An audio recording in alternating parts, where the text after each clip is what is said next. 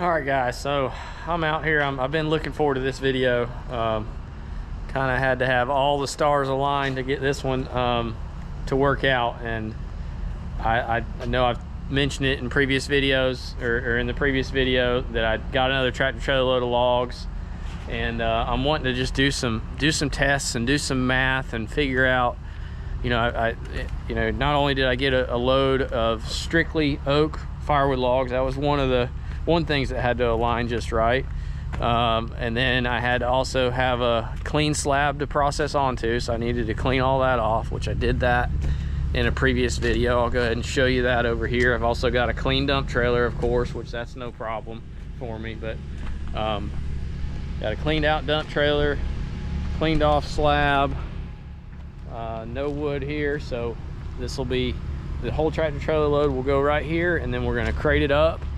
And then I'll also take all the resplits that fall into our dump trailer and have those resplit straight into cages as well. So we're going to know exactly how many cages we get out of this tractor trailer load. This is a 35-ton tractor trailer load, which is really on the bigger end. That's about the most they'll ever haul in one trip. And I've got 66 baskets set out right here, so I think that's going to be more than enough to accommodate the whole load for sure. I think it'll probably take closer in the range of, you get about 5 to the cord, so I think it'll take somewhere around 60 if I had to guess, something like that, maybe a few less. But yeah, I want to be able to do that, not only to see how many baskets we get out of it. I'm going to try to run some numbers, you know, in some future videos, and kind of run the numbers of what we're selling stuff for in multiple different ways, whether it be picked up here, delivered seasoned, picked up here kiln dried, you know, or delivered kiln dried, as well as the stove wood that we get out of it, which I also went ahead and got my stove wood baskets completely emptied. You know, I'm not going to mix anything with this load. It's going to be completely independent of anything else that we have laying around the yard, including any trash. Like I'm going to try to scale out all of the debris that falls into our hopper here under the disc cleaner, because I want to know, you know, quantify how much waste we get per ton, you know, and along with sawdust. I'm going to weigh the sawdust. I'm going to go ahead and clean this slab right here, and that's one thing that I haven't done yet. I mean, and I'm not going to get it down to just absolutely no speck of sawdust like right in this area. I mean, this area will just look similar to what it does after I've scraped it, but I'm going to go ahead and clean that out. That way I can. And that is just one tractor trailer load right there. That's the last tractor trailer load. I scraped it into the corner, and I'll go ahead and clean that out, you know, not down to the last speck. I mean, I'm not trying to get it down to just the last ounce or something, but I'm trying to get a pretty darn good idea of how much waste, and you know, of course sawdust is waste. And I mean, even some of the stuff that I rake out right here, I may kind of rake it into a pile and put that in the debris hopper as well, you know, just to get as close of an estimate as we can. And if I end up having to empty the debris hopper one time, what I'll do is I'll just take this over. I've got a pallet scale, and I'll throw it on the pallet scale before I empty it that first time. That way I know what it weighs, and then I'll just add the two numbers together. That way we know how much waste we're getting, and then I'll just throw, you know, I'll throw the sawdust in there, as well as any little debris that, you know, comes off of this tractor trailer load. Because this right here will give you an idea. I mean, you know, I've raked this out, and it's just kind of scattered out. There's just that. This was off of the last tractor trailer load.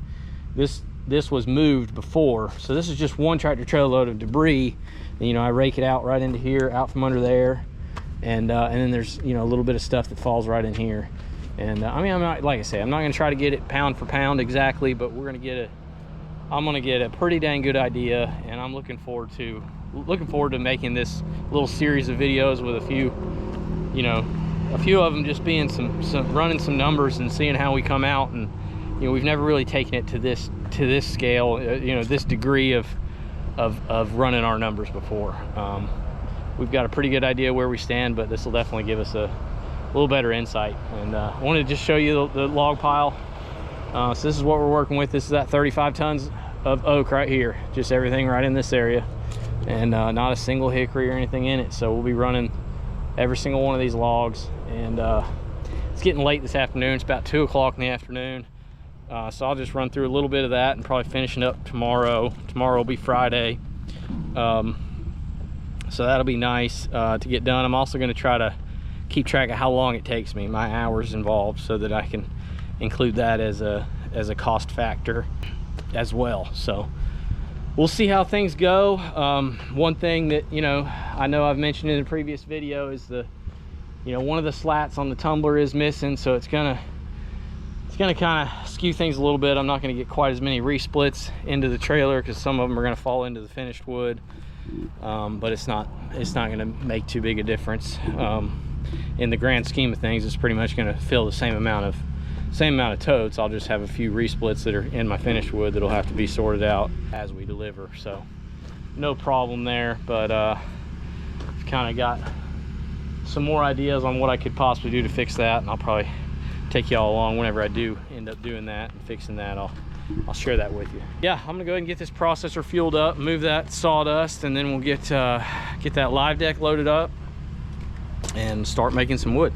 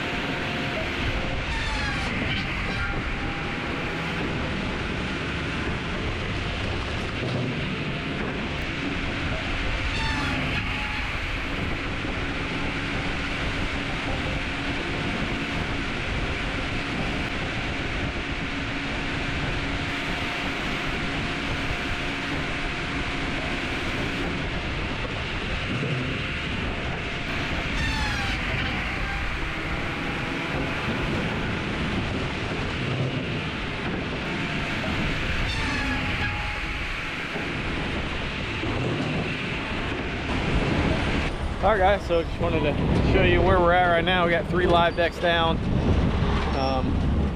Made a pretty good pile already, but I'm gonna go ahead and load it up, and then I'll probably get y'all set up on a time lapse over here. I don't have too much more time today. I might be able to get 1 or 2 more live decks done today, and then we'll finish this up tomorrow.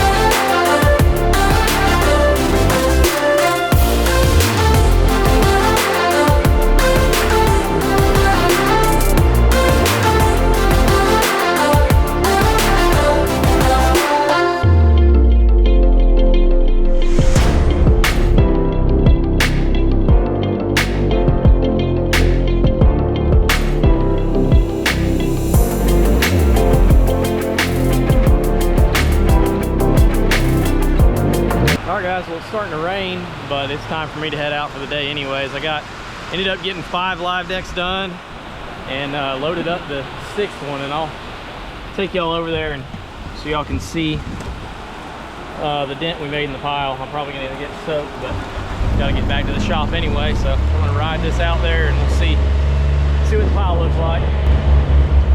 So there we are, guys. I'd say we got maybe 3 or 3.5 live decks there, and then like I say, I've got that one loaded up, so that's our 6th live deck right there. And that's another thing I'm gonna kind of quantify, is just see how many live decks we can get out of this, and that way I'll know how many live decks, you know, or how much wood is in a live deck as far as per, you know, ton, and obviously the length of the log plays a big factor, but we'll know how many tons are in a live deck, and also how many cords on this particular load anyway. So that's going to be pretty cool to know. That's what the pile's looking like so far. That's 5 full live decks, and then you should be able to see back there in the background, you can see how the trailer's coming. Got, I mean, maybe a third of the trailer, not even right now. So this truck was a good load as far as the diameter of the log. So it's not going to make very many resplits. So that's nice. And it looks like the rest of the logs are very similar, so it's been a good load, and I'll get back after it tomorrow, and we'll continue this video tomorrow.